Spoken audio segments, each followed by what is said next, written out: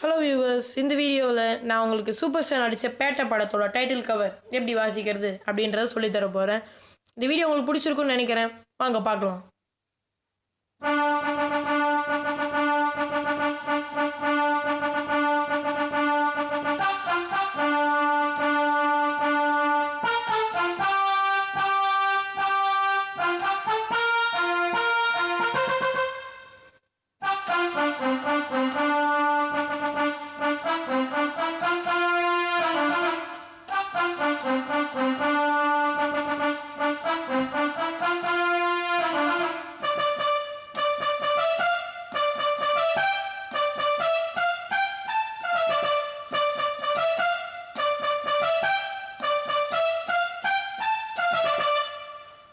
இப்போ ஸ்லோவாக போகலாம்.